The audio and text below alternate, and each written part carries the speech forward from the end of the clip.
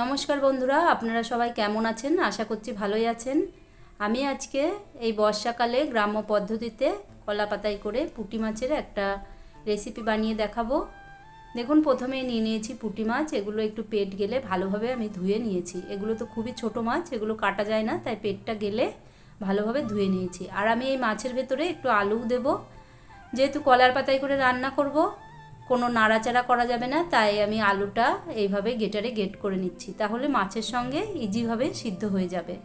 দেখুন, একটা আলু আমি গ্রেট করে নিয়েছি। এবার এগুলো আমি জল পাল্টে পাল্টে ভালো করে ধুয়ে নেব।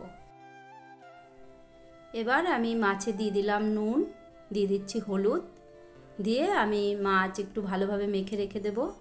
এভাবে ম্যারিনেট করে রেখে দিলে মাছের ভেতরে নুনটাও ঢুকে যাবে, খেতেও টেস্ট হবে। তাই আমি মাছগুলো এইভাবে ম্যারিনেট করে রেখে দেব।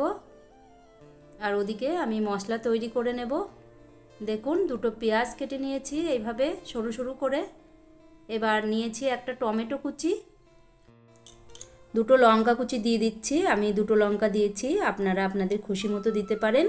এবার দিয়েছি রসুন বাটা, আদা বাটা, আর দিয়ে দেব একটু লঙ্কার গুঁড়ো। এটা ঝাল লঙ্কার গুঁড়ো, আপনারা আপনাদের টেস্ট অনুযায়ী দেবেন। দিয়ে দিলাম লবণ। লবণটা আমি মাছেও দিয়েছিলাম, কিন্তু এখানে একটু বেশিই দিয়েছি, এর ভেতরে আমি আলু দেব, তাই লবণটা একটু বেশি দিয়েছি।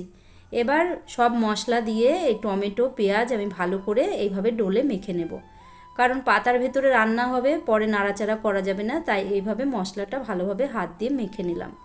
এবার দিয়ে দিচ্ছি আলু। আলুটা আমি সম্পূর্ণ দিইনি, কারণ বেশি হয়ে যাচ্ছিল, তাই আলু কিছুটা রেখে দিয়েছি। একটা আলু আমি সম্পূর্ণ ব্যবহার করিনি। এবার আলু দিয়েও ভালো করে মেখে নিচ্ছি। বন্ধুরা, এই রেসিপিটি মাখাতেই স্বাদ, ভালো করে মেখে নিতে হবে। এবার সব কিছু মেখে নিয়েছি। এবার মাছের ভেতরে দিয়ে দিলাম। মাছটা আমি আগের থেকেই হলুদ লবণ দিয়ে ম্যারিনেট করে রেখেছি। এবার মাছের সঙ্গে এবার আমি হালকা হাতে মেখে নেব, বেশি জোরে চেপে মাখা যাবে না, কারণ মাছ ভেঙে যাবে। এইভাবে আমি ভালোভাবে মেখে নেব।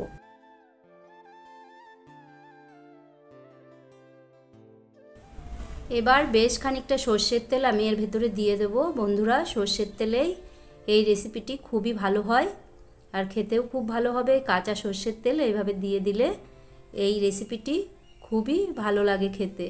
দেখুন, এইভাবে তেল মেখে নিয়েছি। এবার উপর দিয়ে দিলাম ধনেপাতা। এখানে কাঁচা লঙ্কা চিড়েও দিতে পারেন। এবার ভালো করে আবারও একবার মেখে নিচ্ছি ধনেপাতা দিয়ে। এবার আমি এই রেসিপিটি কলা পাতায় করব, রেডি করে রেখে দিলাম।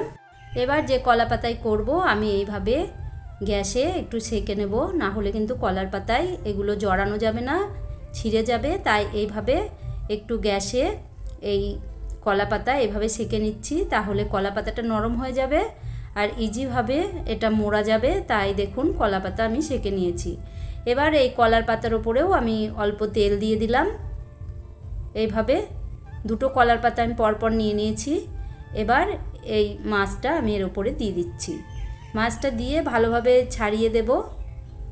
বন্ধুরা, না হলে ভালোভাবে সিদ্ধ হতে চাইবে না, তাই আমি এইভাবে ছাড়িয়ে দিয়েছি। দিয়ে আমি কলা পাতাটা মুড়ে নেব। দেখুন, ছাড়ানো হয়ে গেছে। এবার কলা পাতা এইভাবে মুড়ে নিচ্ছি। বন্ধুরা, এই রেসিপিটি এই বর্ষাকালে খেতে খুবই ভালো লাগে, কারণ এখন এই বৃষ্টির পরে বাজারে খুবই ছোট মাছ পাওয়া যাচ্ছে। একবার হলেও আপনারা ট্রাই করুন, খেতে অসাধারণ লাগে। আপনারা এই পাতা ছাড়া শুধু কড়াইতেও করতে পারেন।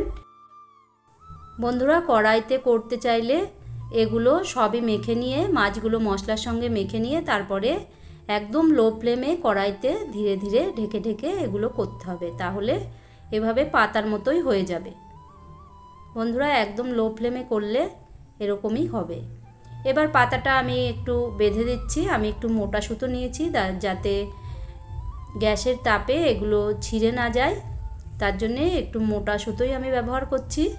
এইভাবে আমি বেঁধে নিয়েছি। দেখুন, বাঁধা হয়ে গেছে। আমি আর একটা পাতাও এর সঙ্গে জড়িয়ে দেব, তাহলে নিচ থেকে পুড়ে যাবে না আর মাছটা বেরিয়ে আসারও ভয় থাকবে না। দেখুন, ওপর দিয়ে আর একটা পাতা আমি এইভাবে মুড়ে দেব। এবার গ্যাসে বসিয়ে দিয়েছি একটা কড়াই। কড়াইয়ের ভেতরে আমি পাতাটা বসিয়ে দিলাম, দিয়ে একটা ঢাকনা চাপা দিয়ে দেব। আমি 15 মিনিট মতো লো ফ্লেমে এটা হতে দিয়েছি। এবার এটা খুলে নিচ্ছি। দেখুন এটা খুলে নিয়েছি। এবার আপনাদের দেখাচ্ছি যে ওই পাশটা কেমন হয়েছে।